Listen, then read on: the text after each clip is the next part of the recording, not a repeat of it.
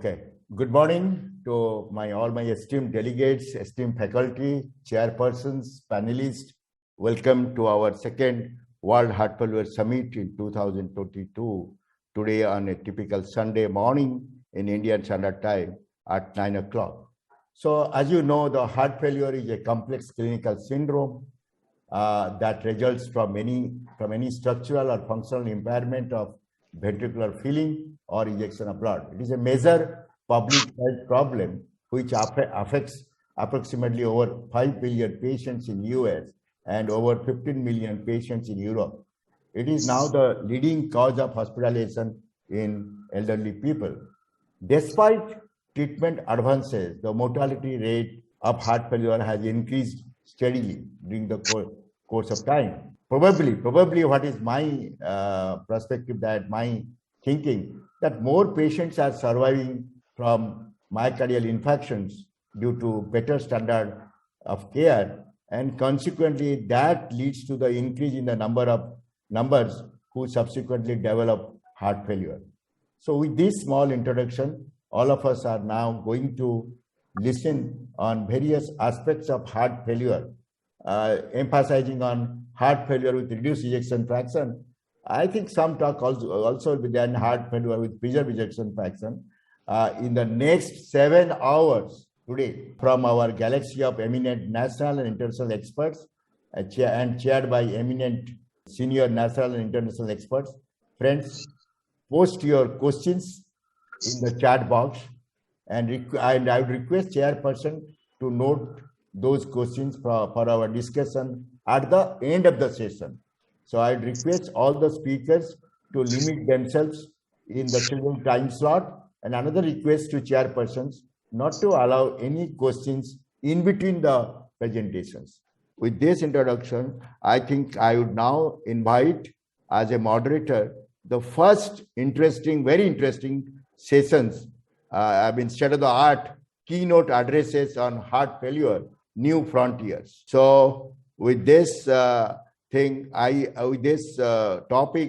I would like to call upon Dr. Jagat Narula. I think he is not yet logged in.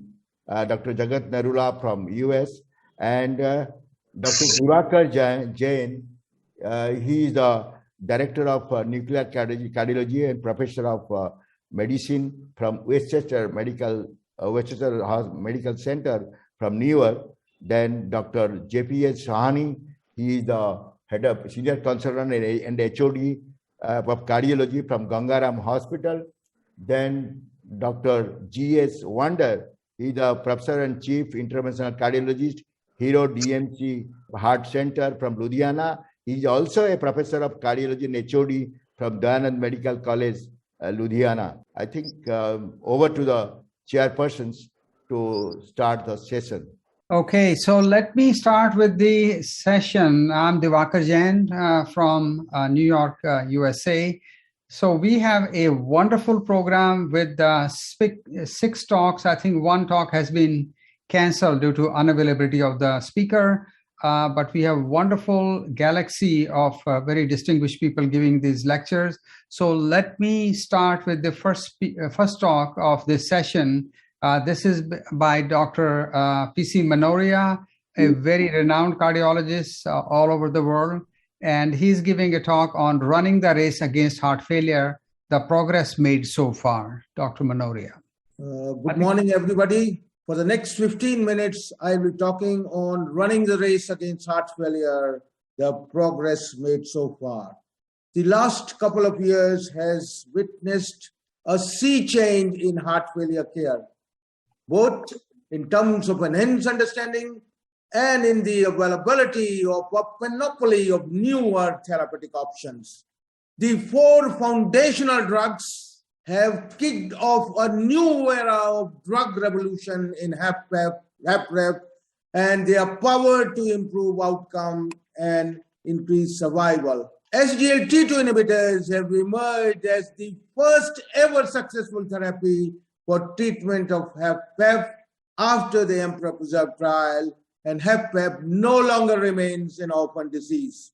SGLT2 inhibitors like AMPA can now be used across the spectrum of heart failure irrespective of the ejection fraction, and we are keenly awaiting the results of the DELIVER trial. Very exciting data has emerged from the PROVE-HF trial. Sacubitril valsartan has transformed ICD-eligible patients with ejection fraction more than 35% to ICD-ineligible patients with ejection more than 35%, and this is indeed very exciting. ARNI can now be utilized as a de novo strategy for treatment of HFrEF in patients who are naive to AC inhibitors in ARB, and switching over from AC inhibitor ARB to ARNI is no longer mandatory. And another very strengthening development is drug revolution for HFrEF is poised to postpone device therapy like CRT, LVAD, and even cardiac transplantation. Heart failure, all of us know, once sets in, runs a malignant progression with a very high morbidity and mortality.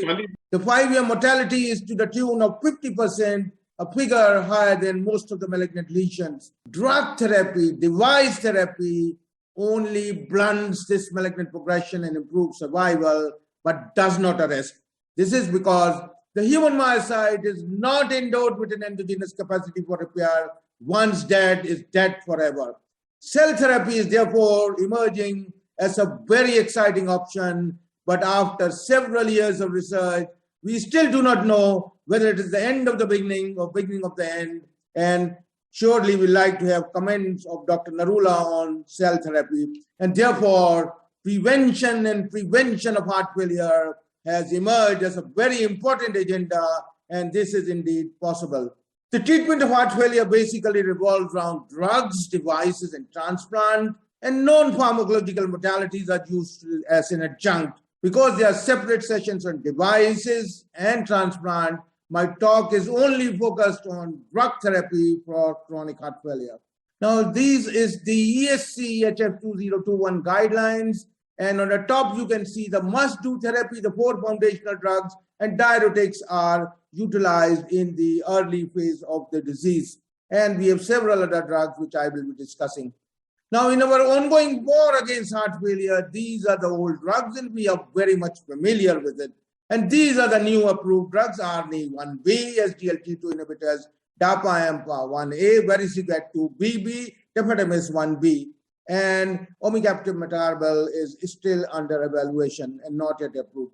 Now, when we look at the treatment of heart failure prior to SGLT2 inhibitors, all drugs which improved outcome of HFrEF executed their action to neurohormonal modulation. We have 3 strong blockers for the maladaptive neurohormonal system, the beta blockers for the sympathetic system, the AC inhibitors, ARB, for the renin-angiotensin, and the MRAs for aldosterone. And sacubitril valsartan increases the activity of the vasculoprotective neurohormonal natriuretic peptides. 2019 initiated dawn of a new era in heart failure when the DAPA-HF trial was presented, and DAPA-HF trial showed improved outcome of HFrEF, diabetic and non-diabetic, and DAPA-HF laid the first foundation milestone of SGLT2 inhibitors in the treatment of HFrEF, and it kicked off the era of SGLT2 inhibitors in heart failure. Besides, and then we had 2020, the EMPEROR trial, which showed similar results in terms of decreasing hospitalization for heart failure. And we have 2 other trials in the same year with sotagliflozin, which I'll be talking to you after a couple of minutes. Besides this, there are 2 other newer pathways for treatment of heart failure, particularly HFrEF. The soluble guanylate cyclase pathway, which is stimulated by Vericiguat and has shown improved results in the Victoria trial, and the myosin activation, which is executed by omecamtiv mecarbil, and which has shown positive results in the galactic HF.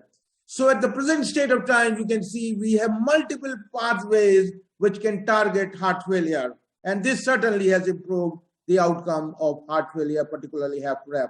So let's see sacubitril valsartan. Now, these are the landmark trials of sacubitril valsartan, and all of us are very much familiar with them. And these are the trials which have paved the way for approval of sacubitril valsartan in heart failure, the paradigm-HF trial, a 20% reduction in the primary endpoint of cardiovascular death and hospitalization for heart failure, paved the way in 2016 for approval of sacubitril valsartan in chronic HFrEF. The Pioneer-HF trial 2019, a 29% reduction in the primary endpoint NT-proBNP concentration, paved the way for approval for ADHF after hemodynamic stabilization. The Paragon trial in HFrEF narrowly missed the primary endpoint, as you can see on the slide, but showed benefit in two subsets of patients, females and EF 45 to 57%, and has been approved for this subset of ejection fraction by US FDA. Now, this is the exciting reverse remodeling data from the PROVE-HF trial. You can see all parameters are favorably influenced. And this is the data which I was talking about. You can see 613 patients. At the beginning, all of them have ejection fraction less than 35%. All were eligible for ICD implantation. After a couple of 6 months, 32% patients have their ejection fraction above 35%, and they were ineligible for ICD. And after 1 year, look at 61% of patients, the ejection fraction increased to 35% with ARNI, and they became ineligible for cardiac ICD implantation. And look at the wonderful reverse remodeling effects of sacubitril valsartan. After 6 months, ejection fraction increased by 10%. After 12 months, it increased by 20%. So a new thinking is emerging for ICD implantation. Optimize use of ARNI before ICD implantation for primary prevention of SCD. In fact, some people even talk it as a medical ICD.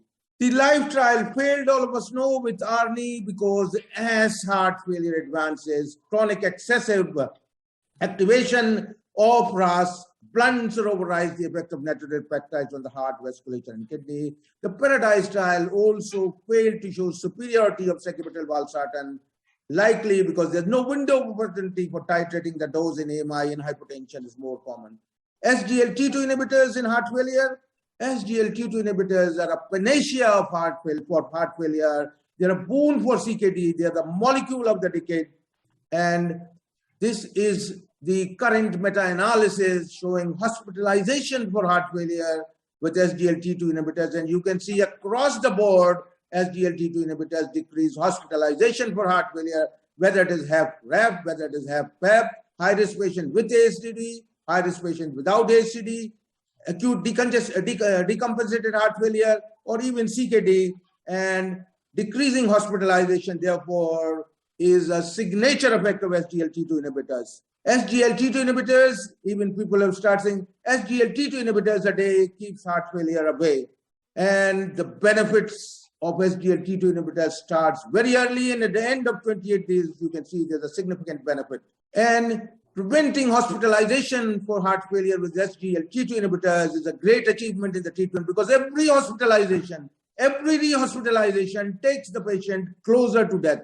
And if you can prevent hospitalization, this is indeed a great achievement. And this is the landmark Emperor Preserve trial, 10 milligram compared to placebo, a 21% reduction in the primary endpoint of cardiovascular death, hospitalization for heart failure, which is driven mainly by decreased hospitalization for heart failure, which is about 27%. No change in cardiovascular death, all-cause mortality. It did slow down the decline in GFR, but failed to improve the renal outcome in contrast to the Emperor reduced trial. All subsets benefited. Less than 70, more than 70. Males also benefited, unlike the Paragon trial. Asians had better benefit. And where all subsets of ejection fraction, less than 50, 50 to 60, 60, and all other subsets, as you can see on the slide, they had a benefit. This is the DAPA-HF trial, 4,700 patient trial, was prematurely terminated and showed improved outcome in diabetic and non-diabetic HFrEF for the first time. 26% reduction in the primary endpoint, worsening heart failure, 30% reduction, cardiovascular death, 18%, and all-cause mortality, 17%. And very interesting data emerged. It also decreased ventricular arrhythmias by about 21%, driven mainly by reduction in the ventricular arrhythmias. All subsets benefit. This is the comparison of the DAPA-HF and Emperor. Both are same in terms of reduction in hospitalization for heart failure, but Emperor failed to show a statistically significant reduction in the all-cause mortality and the cardiovascular mortality. The two trials of sotagliflozin in 2020 again showed fantastic data, and this is the pooled analysis, a 28% reduction in cardiovascular death, hospitalization for heart failure, urgent HF visit, HFrEF 22% reduction, HFpEF 37% reduction, but now we have the dedicated trial. And very interesting data emerged from the SCORE trial. Non-fatal MI, non-fatal stroke, cardiovascular death were reduced, which is not the usual story with SGLT2 inhibitor. A word about the sequencing of therapies in heart failure. The conventional therapy sequencing is no longer applicable. Milton and Packer suggested beta blockers and SGLT2 as preferential therapy because SGLT2 inhibitor does not affect heart rate, blood pressure, EGFR, and potassium. And the ACC recommended ARNI as a preferential recommendation because of excellent reverse remodeling, but the guidelines do not recommend any preferential sequencing. But what is very important is that all these four drugs should be considered complementary to each other and never competitive, and all four should be on board within a spell of 1 to 4 weeks, depending on the heart rate, the blood pressure, the EGFR, and potassium levels. The mechanisms of SGLT2 to the blood are multiple, and I'm not going to discuss. As you can see on the slide, they also produce efferent effect on the efferent arterioles, and decrease in interstitial edema is one of the very important mechanisms for its benefit in HFpEF. They can be used across the continuum of heart failure, the cardiorenal continuum.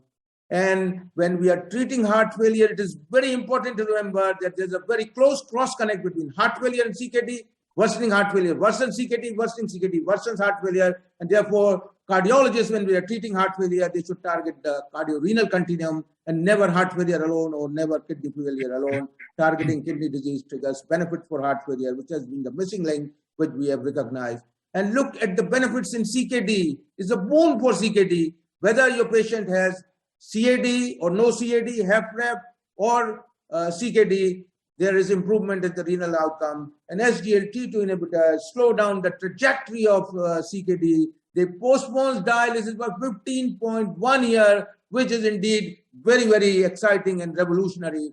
All cardiologists must remember these 7 points when they are treating heart failure, and they should also focus on kidney failure besides heart failure. Then we have this soluble guanylate pathways, vericiguat directly stimulates SGC and increases production of cyclic GMP, which provides protection to the vasculature and the myocytes. And this is the Victoria trial carried out in patients with recent warning chronic HFrEF ejection fraction less than 45%. You can see a statistically significant reduction in CV death or first hospitalization driven by hospitalization for heart failure. And NNT for this was only 24. It's once daily medicine, easy to titrate, generally safe and well tolerated without the need of monitoring or renal function. And then we have the omecamtiv mecarbil, which stimulates the cardiac myosin and has also shown an 8% reduction in the primary endpoint driven by decrease in heart failure when mortality was not affected. And iron therapy should never be forgotten. And this should be the 5th pillar for heart failure treatment if you want to improve the outcome. So in summary, drug revolution of 4 foundational drugs for HFrEF should be utilized for all patients of HFrEF as they provide incremental benefit on top of each other. All 4 drugs should be on board within 1 to 4 weeks. The sequence of initiation may vary depending on the blood pressure, the EGFR, the potassium, the heart rate. The 4 foundational drugs are poised to postpone device therapy and even cardiac transplantation. HFpEF no longer remains an orphan disease. Emperor Preserve trial is the first ever trial to show benefit of SGLT2 inhibitor and HFpEF, and we're keenly awaiting the results of the DELIVER trial. Heart failure runs a malignant progression, and all therapies should be escalated to target dose unless side effects preclude their escalation, and one should not think of de-escalation because heart failure is never stable and potentially dangerous. Polypharmacy is the rule. Patient and family should be motivated to accept it. In heart failure, cardiorenal continuum should be targeted and never heart failure alone. Vericiguat is a new weapon approved for HFrEF to decrease recurrent hospitalization. Omecamtiv mecarbil is still undergoing evaluation. Iron therapy, very important. And prevention of heart failure has emerged as a very important agenda and is indeed possible. But the problem is guideline-based therapy for heart failure, highly underutilized, and adherence is suboptimal. And this is the basic unachieved goal. This is the Western data. The Indian data is worst. Thank you very much for your kind attention.